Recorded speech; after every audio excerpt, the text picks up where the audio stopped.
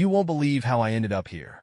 Last week, I stood in the lobby of a downtown hotel, watching my wife, Julia, laugh with another man. They were sitting so close their knees touched, sharing a private moment like they didn't have a care in the world. And the way she smiled at him? It was a smile I hadn't seen in years, a smile that used to be just for me. My first instinct was to storm over and demand answers. Who was he? How long had this been going on? Why was she doing this to us, to our family? But as I stood there, frozen with anger and heartbreak, all I could think was, how did it get to this point? Let me back up and explain. My name's Ethan, and Julia and I have been married for 12 years. We have a 10-year-old son, Oliver, and up until a few months ago, I thought our life was good. Sure, we had our ups and downs like any couple, but we always managed to pull through. But then things started to change. At first, it was subtle, little things I wouldn't have noticed if I wasn't paying attention. Julia spent more time on her phone, always smiling at texts she didn't share. She'd disappear into her pottery studio for hours, claiming she was working on new pieces. And while she'd always been open about her work, now she was evasive, brushing off my questions with vague answers. One night, I came home from work earlier than usual. Oliver was staying at a friend's house, and the house was unusually quiet. I figured Julia was in the studio, so I went to say hi. But as I approached, I heard her voice, low and hurried, like she was trying not to be overheard. He doesn't suspect anything, she said. My heart skipped a beat. A man's voice responded, muffled but firm. Good. Let's keep it that way. I froze outside the door, my stomach churning. What doesn't he suspect? When Julia came out of the studio a few minutes later, she stopped in her tracks when she saw me. Oh, she said, clutching her phone like a lifeline. You're home early. Yeah, I said, trying to sound casual. Who were you talking to? Her eyes darted to the side, just for a second, before she smiled. Just a client, she said lightly. I'm working on a new commission piece. Something about her tone felt off, but I didn't push. Right? I said. I forgot. She kissed me on the cheek, but her phone never left her hand. That night, as she lay asleep beside me, I stared at the ceiling, replaying the moment in my head. Was I imagining things? Or was there something she wasn't telling me? The phone call lingered in my mind for days. I couldn't shake the tension in Julia's voice or the way she clutched her phone like a secret she couldn't afford to lose. She'd always been open with me before, sharing her work projects and even letting me help with some of her business-related tasks. But now it was like she was putting up walls, shutting me out. I tried to convince myself I was overthinking it. Julia had always been passionate about her art, sometimes to the point of obsession. Maybe this was just another one of her deep dives, and I was reading too much into it. But then the little things started piling up. A few nights later, I woke up to find her side of the bed empty. The clock read 2:13 a.m. I figured she was in the bathroom, or maybe had trouble sleeping and went to the kitchen for water. But when I didn't hear any movement, I got up to check. The house was dark except for the faint glow coming from her pottery studio. Julia? I called softly, walking toward the light. No response. As I got closer, I heard the soft murmur of her voice. She was on the phone again. It's just harder than I thought, she was saying. He's starting to notice. There was a pause. Then the same man's voice replied, low and firm. Then you need to be careful. We can't afford mistakes. I stopped in my tracks, my heart pounding. Starting to notice? Were they talking about me? The door creaked as I took another step, and Julia's head whipped around. She quickly ended the call, her face pale as she turned to me. Ethan, she said, forcing a smile. What are you doing up? I could ask you the same thing, I said, crossing my arms. Who were you talking to? Her eyes darted to her phone, then back to me. Just a client, she said, her voice too casual. They're in a different time zone, so this was the only time we could connect. At 2 a.m, I said, narrowing my eyes. She shrugged, trying to look nonchalant. It's not ideal, but it happens. Go back to bed. I'll be there soon. I stared at her for a moment, searching her face for any sign of the woman I thought I knew.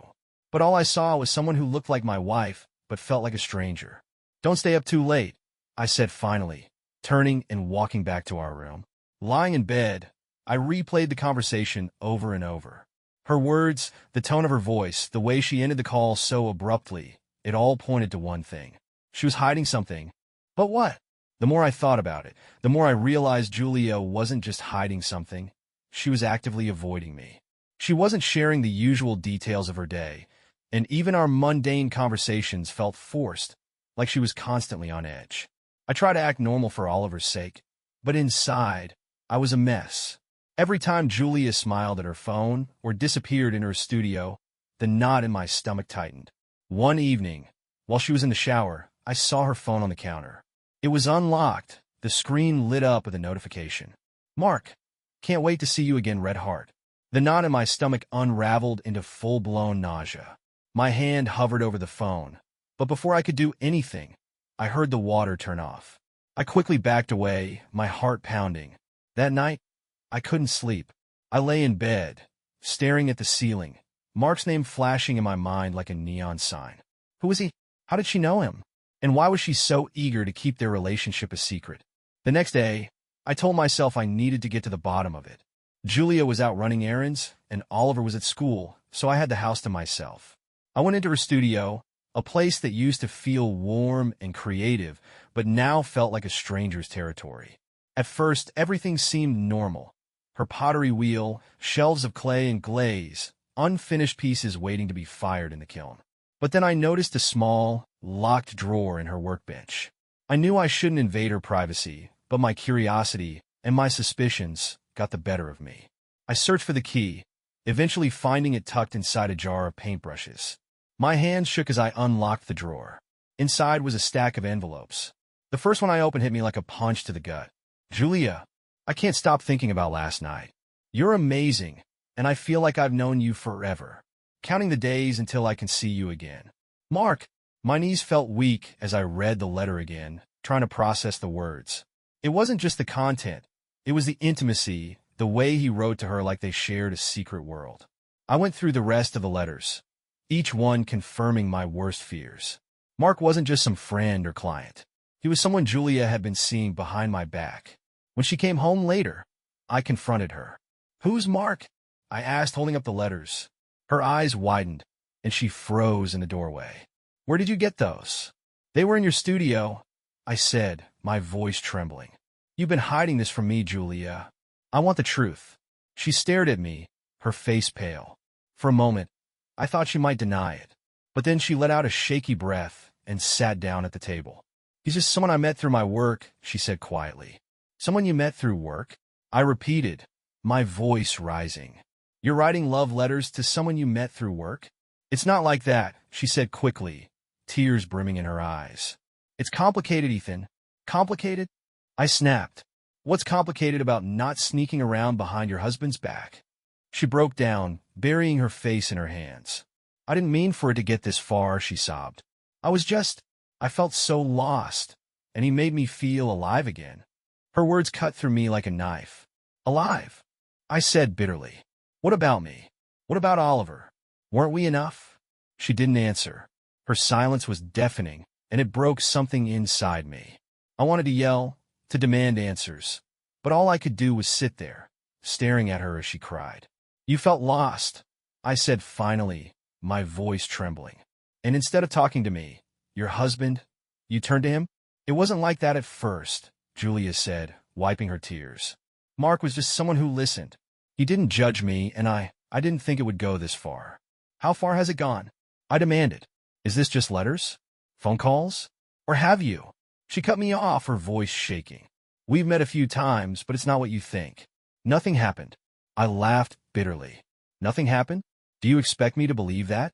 You've been sneaking around, hiding letters, whispering on phone calls at 2 in the morning, and you want me to believe this is innocent?" She flinched but didn't argue.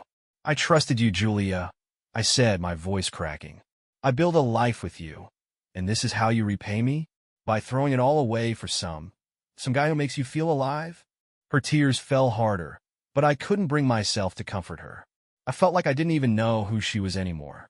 That night, I slept in the guest room. Or rather, I didn't sleep. I lay awake, staring at the ceiling, replaying the conversation over and over. Every time I closed my eyes, I saw her and Mark together, laughing, sharing secrets, and leaving me out in the cold. At one point, I got up and checked on Oliver. He was sound asleep, clutching his favorite stuffed dinosaur. I sat on the edge of his bed, stroking his hair, and felt a wave of guilt. How did it come to this? The next morning, Julia was in the kitchen, making breakfast for Oliver like nothing had happened. When I walked in, she looked up at me, her expression guarded. "Good morning," she said softly. I didn't respond. I just poured myself a cup of coffee and sat down at the table. Oliver, oblivious to the tension, chattered happily about an art project he was working on for school. Julia nodded along, but I could see the strain in her smile. When Oliver left the room to grab his backpack, Julia turned to me. "I know I hurt you," she said quietly. "And I know I can't fix this overnight, but I want to try. I'll stop talking to Mark. I'll focus on us. On our family." Her words sounded sincere, but I couldn't ignore the doubt gnawing at me. "Why now?" I asked. "Why not before I found the letters? Why did it take getting caught for you to decide to fix things?" She looked down at her hands. "Because I didn't realize how much I was risking until I saw what it was doing to you." Her answer didn't satisfy me, but I didn't press further. I didn't have the energy. 2 days later, Julia told me she was going to her sister Rebecca's house for the weekend. "I need some time to think," she said, avoiding my eyes, "to clear my head and figure out what I want." "What you want?" I said bitterly. "You have a family, Julia. A husband. A son. What more is there to figure out?" She flinched, but she didn't argue. "I just need some space, Ethan. Please." I didn't stop her. Part of me wanted her to go, to see if she'd come back with any clarity. The first night she was gone, I dropped Oliver off at a sleepover and spent hours pacing the house, my mind racing. I hated how powerless I felt, like my life was spiraling out of control, and there was nothing I could do to stop it. Finally, I decided to take matters into my own hands. I called Julia's sister, Rebecca. "Is Julia with you?" I asked. Rebecca hesitated. "No," she said finally. "Why? Did she say she was coming here?" "She said she needed space," I said, my chest tightening. "If she's not with you, where is she?" Rebecca paused, then let out a sigh. "Ethan, there's something I need to tell you." I wasn't sure if I should say anything, but I've seen Julia with someone. A man. They were at a cafe together a few weeks ago. I thought maybe it was just a work thing, but now I'm not so sure. Her words hit me like a punch to the gut. "Did she say who he was?" "No," Rebecca said, "but they looked close." When I hung up, I felt like the ground had been ripped out from under me. Julia wasn't with Rebecca. She was with Mark, and I was done pretending everything was fine. Rebecca's words replayed in my head as I hung up the phone, the truth slicing through me like a blade. Julia had lied again. She wasn't at her sister's house. She was with Mark. The betrayal felt fresh and raw all over again, reigniting the anger I'd tried to suppress. This wasn't just some misunderstanding or a mistake. She had consciously chosen to leave her family, her son, and everything we'd built together to be with him. I paced the living room, the walls closing in on me. Every time I thought about her laughing with Mark, touching him, sharing secrets, I felt my hands clench into fists. I had to do something. Sitting on the couch, I scrolled through my phone until I found the number for Lauren, the private investigator my colleague had mentioned. It felt like crossing a line, but what choice did I have? The phone rang twice before a calm, professional voice answered. "This is Lauren. How can I help you?" I hesitated for a moment, my throat dry, before launching into the story. I told her about Julia's behavior, the letters from Mark, and her most recent lie about being at her sister's house. "I need to know the truth," I said, my voice trembling. "I can't keep living like this, wondering, waiting. I need to know where she is and what she's doing." Lauren listened carefully, asking a few clarifying questions before speaking. "I understand," she said. "I'll start tracking her movements immediately. If she's with this Mark, we'll find out." Her words were steady and reassuring, but they didn't ease the knot in my chest. "Thank you," I said quietly. "I just need answers." The weight was unbearable. Every minute that passed felt like an eternity. I couldn't focus on anything: work, TV, even spending time with Oliver. My mind was consumed with the what-ifs. What if Julia had already decided to leave us for Mark? What if she was planning to stay with him, no matter what? I hated that I still cared, that I still held on to some tiny sliver of hope that she'd come to her senses. That night, as I tucked Oliver into bed, he looked up at me with wide, innocent eyes. "Dad," he said softly, "when's Mom coming home?" The question hit me like a punch to the gut. I forced a smile, ruffling his hair. "Soon, buddy," I said. She just needs some time to work on something. He nodded, satisfied with my answer, but I felt like a liar. 2 days later, my phone buzzed with a call from Lauren. My heart leapt into my throat as I answered. I found her, Lauren said without preamble. She's staying at a hotel downtown. The air seemed to leave the room. Is she alone? I asked, already knowing the answer. No, Lauren said. She's with Mark. I squeezed my eyes shut, the rage and heartbreak hitting me in equal measure. Did you see them together? Yes, Lauren said carefully. They were in the hotel lobby this morning. They looked close. Define close, I said, my voice tight. Lauren hesitated, holding hands, leaning in when they talked. It wasn't just casual, Ethan. Her words felt like a blow to the chest. I gripped the phone tightly, my knuckles white. Thank you, I said through gritted teeth. Keep me posted. When I hung up, I sat on the couch, staring at the wall. My mind raced with images of Julia and Mark together, laughing, touching, sharing moments that used to be mine. The anger simmered beneath the surface, growing hotter with every passing second. That evening, I sat across from Oliver at the dinner table, trying to keep it together. He was chatting happily about a science project he'd worked on at school, oblivious to the storm brewing inside me. Dad, he said suddenly, his expression serious. Do you think Mom's okay? The question caught me off guard, and I struggled to keep my voice steady. Why do you ask? He shrugged. She just seems different, like she's sad or something. I swallowed hard, forcing a smile. Mom's just busy with her work right now, I said. But she'll be okay. Oliver nodded, satisfied with my answer, but I felt the weight of the lie pressing down on me. Later that night, I sat in the darkened living room, staring at my phone. Lauren's words replayed in my mind. They looked close. I couldn't take it anymore. The anger, the pain, the helplessness, it all bubbled to the surface. I had to see it for myself. I grabbed my keys and headed out the door, my heart pounding as I drove downtown. The hotel was sleek and modern, its lobby bustling with people. But I only had eyes for one thing, or rather, two people. I spotted them almost immediately. Julia and Mark were sitting in a corner booth, leaning close to each other as they talked. He reached out, brushing a strand of hair from her face, and she smiled, a soft, genuine smile that I hadn't seen in years. The sight of them together made my stomach turn.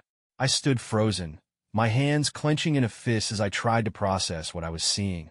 Part of me wanted to storm over, to confront them right then and there. But another part of me, the part that still hoped for answers, held me back. Finally, I took a deep breath and strode toward them, my footsteps heavy with purpose.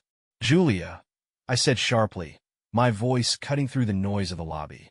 Her head snapped up, her smile vanishing the instant she saw me. Ethan, she said, her voice barely above a whisper. Mark turned to face me, his expression calm and smug. You must be Ethan, he said, leaning back in his chair like he owned the place. Don't talk to me, I snapped, glaring at him before turning my attention to Julia. What the hell is this? Julia stood, her face pale. Ethan, I can explain. Explain? I said bitterly, my voice rising. You walked out on me and Oliver for this? I gestured toward Mark, who remained infuriatingly composed. Calm down, man, Mark said, standing. You're making a scene. You don't get to tell me to calm down, I growled, stepping closer. You've been sneaking around with my wife and tearing my family apart. You have no idea what you've done. Ethan, stop, Julia said, stepping between us. This isn't helping. Helping, I said, my voice cracking. Julia, you've destroyed everything. Do you even care? Her tears spilled over, but she didn't answer. This isn't over, I said coldly. You're going to explain this to Oliver. Not me. With that, I turned and walked out, the weight of her betrayal crushing me with every step. As I left the hotel, my mind raced with emotions I couldn't contain. Anger, heartbreak, humiliation. They all surged through me like a tidal wave. I gripped the steering wheel tightly as I drove home, my knuckles white and my chest heaving. I wanted to scream, to punch something, to make Julia and Mark feel even a fraction of the pain they'd caused me. But most of all, I wanted answers. When I got home, the house felt empty, suffocating in its quiet. Oliver was still at his friend's house, and I couldn't decide whether I was relieved or sad not to see his face. What was I supposed to tell him? The next morning, I picked up Oliver and tried to act normal. He chatted happily about the games he'd played and the snacks they'd eaten, oblivious to the storm brewing in our lives. "Dad," he said suddenly, looking at me with a serious expression, "did Mom come back yet?" The question hit me like a punch to the gut. I forced a smile, hiding my pain. "Not yet, buddy," I said softly. "She's still working on something important." He nodded, satisfied with my answer, but the guilt I felt was unbearable. That evening, I got a call from Lauren. "I've been digging deeper into Mark," she said, her tone cautious. "There's something you need to know." I sat down, bracing myself. "What is it?" "He's not who he says he is," Lauren continued. "Mark isn't just some random guy Julia met. He has a history, a long one. He's targeted other women before." My stomach dropped. "What do you mean?" Lauren hesitated before answering. "He's a predator, Ethan. He finds women who are vulnerable, usually in unhappy marriages, and convinces them he's their escape. He gets close to them, earns their trust, and then he exploits them." I felt a cold sweat break out on my forehead. "Exploits them how?" "Financially, emotionally," Lauren said. "Sometimes both. Once he's gotten what he wants, he moves on to the next target, leaving the women to deal with the fallout. He's destroyed families, Ethan." Her words hit me like a freight train. Julia wasn't just cheating. She was being manipulated. And Mark wasn't just a fling. He was a threat. "Does Julia know?" I asked, my voice shaking.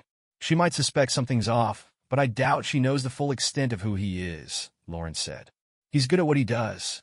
She probably believes everything he's telling her." I clenched my jaw, anger surging through me. "How do we stop him?" Lauren's voice softened. "We need to gather more evidence. If we can prove what he's doing, we can report him to the authorities. But it has to be solid." I nodded, determination hardening in my chest. "Do it," I said. "Whatever it takes." For the next few days, I played the waiting game.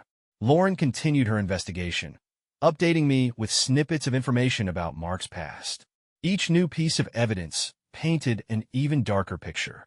He had a trail of victims, women who had left their husbands or drained their bank accounts, only for Mark to disappear when he'd taken everything he could. One testimonial stuck with me. He made me feel special, like I was the only person who understood him. But it was all a lie. He left me broke and alone, and I'll never forgive myself for falling for his tricks. I read the words over and over, feeling a sickening mix of anger and fear. This was who Julia had fallen for, and if I didn't act fast, she could be his next victim. The worst part was pretending everything was fine for Oliver's sake. Every time he asked about Julia, I forced a smile and told him she'd be back soon. But inside, I was falling apart. I felt like I was standing on the edge of a cliff, and one wrong move would send my entire life spiraling into the abyss. One evening, as I sat in the living room, my phone buzzed. It was a text from Lauren. "Meet me tomorrow. I've got something you need to see." My heart pounded as I read the message. This was it, the moment I'd been waiting for. The moment I dreaded. I replied with a simple, "I'll be there." The next morning, I drove to the cafe where Lauren had asked to meet. My hands gripped the steering wheel tightly, my mind racing with possibilities. What had she found? Would it be enough to stop Mark? Lauren was already there when I arrived, sitting in a corner booth with a folder on the table in front of her. She gave me a small nod as I approached, her expression serious. "Thanks for coming," she said as I slid into the seat across from her. "Tell me everything," I said without preamble. Lauren opened the folder and handed me a stack of documents. "Mark's real name is Marcus Randall. He's been doing this for over a decade, targeting married women, convincing them to leave their families, and then taking whatever he can from them." I flipped through the papers, my stomach twisting with every new piece of evidence. There were bank records showing large transfers from Julia's account to Mark's, nearly $10,000 in total. There were screenshots of emails and texts he had sent to other women, all with the same manipulative tone. One testimonial stood out, sending a chill down my spine. "He promised me the world, said he loved me, that we'd start a new life together. I left my husband, drained our savings, and gave him everything. Then he vanished. I lost everything, my marriage, my home, my dignity." Lauren spoke carefully as I read, her voice steady. "Julia isn't the first, Ethan, and if we don't stop him, she won't be the last. I set the papers down, my hands trembling. Does Julia know about this? Lauren shook her head. She probably doesn't. That's how he works. He makes them feel special, like they're the only ones who matter. By the time they realize the truth, it's too late. I leaned back in my chair, running a hand over my face. What do we do now? We have enough to report him, Lauren said. But we need Julia's cooperation. She's the key to building a solid case. Her words hung in the air, heavy with implication. Julia was still under Mark's spell, and convincing her to turn against him would be no small feat. That evening, I waited for Julia to come home. She walked in around 8 p.m., looking exhausted and weary. Ethan, she said softly, setting her bag down. Can we talk? Yeah, I said, my voice tense. We need to. She sat on the couch, folding her hands in her lap. I know I've hurt you, she began, her voice trembling. And I know I've made mistakes. But I want to fix this. I want to come home. I stared at her, the anger and heartbreak bubbling beneath the surface. Do you know who Mark really is?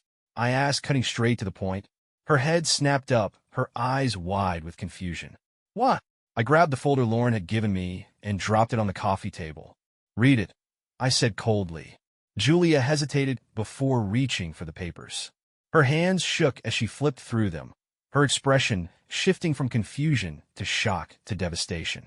This can't be real, she whispered, her voice cracking. It's real, I said bitterly. He's been using you, Julia, just like he's used every other woman he's targeted. She looked up at me, tears streaming down her face. I didn't know, she said desperately. I swear, Ethan, I didn't know. I clenched my fists, struggling to keep my voice steady. You chose him over us, over Oliver, over everything we built. And for what? I was lost, she said, sobbing. I didn't mean for this to happen. I didn't know how to tell you how unhappy I was. Her words stung, but I couldn't let her deflection distract me. You need to cut him off completely, I said firmly. No contact. No excuses. And you're going to help us bring him down. She nodded, her face crumpling as she broke down completely. Okay, she whispered. I'll do whatever it takes. As I walked away, leaving her to process the weight of her choices, I felt a mix of emotions: anger, relief, sadness. But for the first time in weeks, I felt like I was finally taking back control. That night, Julia stayed up late, reading through the evidence Lauren had collected. I sat in the guest room, staring at the ceiling, trying to process the whirlwind of emotions surging through me. Anger still burned in my chest, but there was something else now: pity. Watching Julia's face crumple as she realized what Mark truly was had been devastating. For all her mistakes, for all the pain she'd caused, she didn't deserve to be manipulated like this. But pity didn't erase the betrayal. It didn't fix the broken trust. The next morning, Julia came to me, her eyes red and swollen from crying. She held the folder in her hands like it was a bomb about to explode. I'll do whatever it takes, she said quietly. I'll cut him off. I'll talk to the police. Whatever you need me to do. Her words sounded sincere, but I couldn't shake the doubt gnawing at me. Are you sure? I asked, my voice cold. Because if you go back to him, if you even think about contacting him again, we're done. There's no coming back from this, Julia. I'm sure, she said, her voice trembling. I want to fix this, Ethan. For you. For Oliver. I nodded, but I couldn't bring myself to say anything more. Later that day, we met with Lauren at her office. Julia was quiet the entire drive, staring out the window, lost in thought. When we arrived, Lauren greeted us with her usual calm professionalism. Thank you for coming, she said, shaking Julia's hand. I know this isn't easy, but your cooperation will make all the difference. Julia nodded, her face pale. I don't know how I let it get this far, she said softly. Lauren gave her a reassuring smile. That's what predators like Mark rely on. They manipulate, isolate, and make you feel like they're the only ones who understand you. It's not your fault. Julia's eyes filled with tears, but she blinked them away, taking a deep breath. What do I need to do?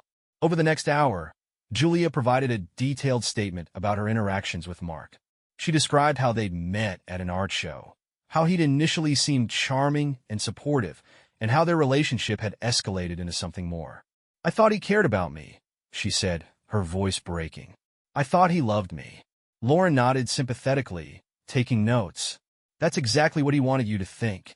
But now we have enough evidence to take this to the authorities. As we left Lauren's office, Julia turned to me, her expression full of guilt. "Thank you," she said quietly, "for not giving up on me." I didn't respond. I wasn't ready to forgive her. Not yet. But for Oliver's sake, I was willing to take the first step toward healing. The next day, the authorities moved quickly, arresting Mark at the hotel where he had been staying. The news hit me like a double-edged sword. Relief that he was finally being held accountable, but anger that it had taken this much pain to get here. Julia was a wreck when she heard about the arrest. She spent hours pacing the house, alternating between tears and silence. "What happens now?" she asked me that evening, her voice trembling. I shrugged, my emotions still raw. "I don't know, Julia. That's up to you. This is your mess to clean up." Her face crumpled, but she didn't argue. Meanwhile, the fallout from Mark's arrest made headlines. More victims came forward, their stories eerily similar to Julia's. It was both horrifying and validating to see the extent of his manipulation. One woman's story stood out to me. "He made me believe I was the only one who mattered. He said all the right things, made all the right moves. By the time I realized what he was doing, I had nothing left. My marriage, my savings, my reputation.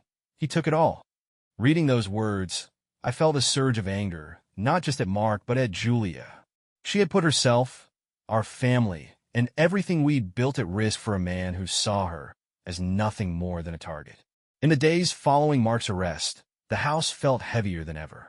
Julia tried to fill the silence by spending time with Oliver, but even he seemed to sense that something was off. He asked fewer questions about her absence, as if he didn't want to know the answers. One evening, after Oliver went to bed, Julia approached me cautiously.